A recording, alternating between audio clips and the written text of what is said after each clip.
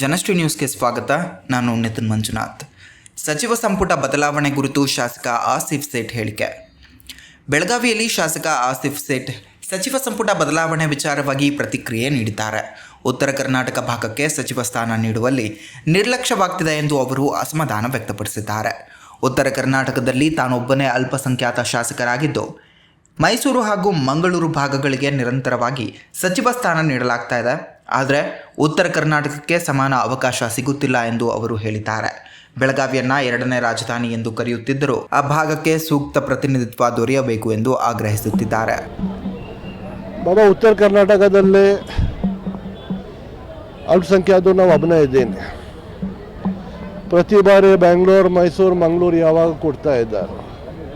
ಉತ್ತರ ಕರ್ನಾಟಕದಲ್ಲಿ ಯಾವಾಗ ಕೊಡಲಿಲ್ಲ, ಭಾಳ ವರ್ಷದ ಆಯಿತು. ಮತ್ತು ಬೆಳಗಾಂ ಸಿಟಿಗೆ ನನ್ನವರು ಇವು 2 ಸರ್ತಿ ಇದ್ದರು. ಈಗ ನಾ ಇದ್ದೀನಿ.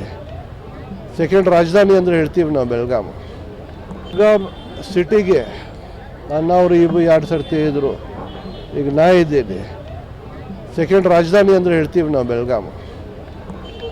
ಬೆಳಗಾಂಗೆ ಕೊಟ್ಟಿದೆ. ಅಂದರೆ ಸಚಿವ ಸ್ಥಾನ ದೊರೆತರೆ ಜನಸೇವೆ ಮಾಡಲು ಇನ್ನಷ್ಟು ಅವಕಾಶ ಸಿಗುತ್ತದೆ ಎಂದ ಅವರು, ಪಕ್ಷದ ಹಿರಿಯ ನಾಯಕರಾದ ಡಿಕೆ ಶಿವಕುಮಾರ್, ಸಿದ್ದರಾಮಯ್ಯ, ಸತೀಶ್ ಜಾರಕಿಹೊಳಿ, ರಣದೀಪ್ ಸಿಂಗ್ ಸುರ್ಜೇವಾಲಾ ಹಾಗೂ ಮಲ್ಲಿಕಾರ್ಜುನ್ ಖರ್ಗೆ ತಕ್ಕ ಸಮಯದಲ್ಲಿ ಸೂಕ್ತ ನಿರ್ಧಾರ ಕೈಗೊಳ್ಳುತ್ತಾರೆ ಎಂಬ ವಿಶ್ವಾಸ ವ್ಯಕ್ತಪಡಿಸಿದ್ದಾರೆ. ಶಾಸಕರು ಮತ್ತು ಸಚಿವರ ದೆಹಲಿ ಭೇಟಿಯ ಬಗ್ಗೆ ಮಾತನಾಡಿದಂತಹ ಅವರು, ತಾನು ದೆಹಲಿಗೆ ಹೋಗುವುದಿಲ್ಲ, ಹೈಕಮಾಂಡ್ ತೀರ್ಮಾನ ಕೈಗೊಳ್ಳುತ್ತದೆ ಎಂದು ಸ್ಪಷ್ಟಪಡಿಸಿದರು.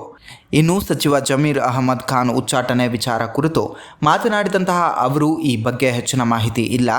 4 ದಿನಗಳಿಂದ ಬಾಗಲಕೋಟೆಯಲ್ಲಿ ಇದ್ದಂತಹ ಕಾರಣ ಮಾಹಿತಿ ಸಿಗಲಿಲ್ಲ. ಈ ಬಗ್ಗೆ ಮಾತನಾಡಿ ತಿಳಿದುಕೊಳ್ಳುತ್ತೇನೆ ಎಂದಿದ್ದಾರೆ.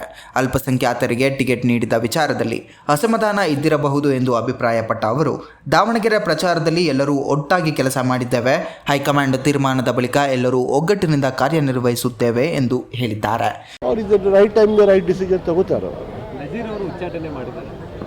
ಈಗ ತಾವು ಹೇಳಿದ ಮೇಲೆ ನನಗೆ ಗುರ್ತಾಯಿತು ಏನಾಗಿದೆ ಅಂತ. ನನಗೇನು ಗುರ್ತಿರಲಿಲ್ಲ.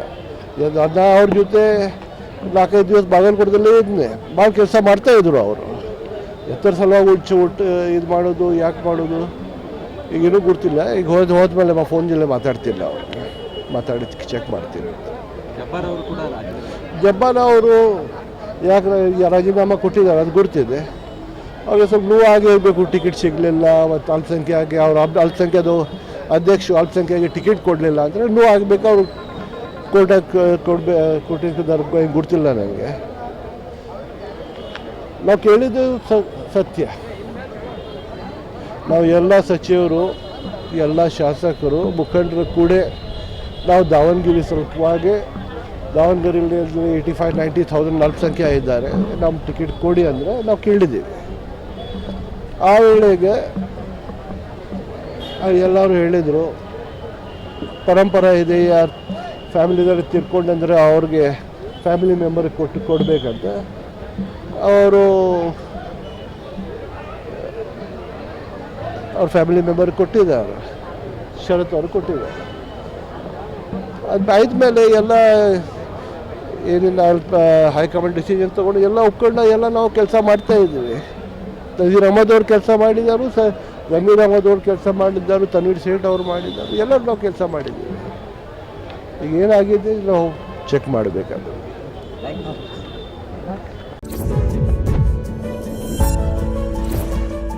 ಇದೇ ರೀತಿಯ ನಿರಂತರ ಅಪ್ಡೇಟ್ಗಳಿಗಾಗಿ ನೋಡ್ತಾ ಇರಿ ಜನಶ್ರೀ ನ್ಯೂಸ್.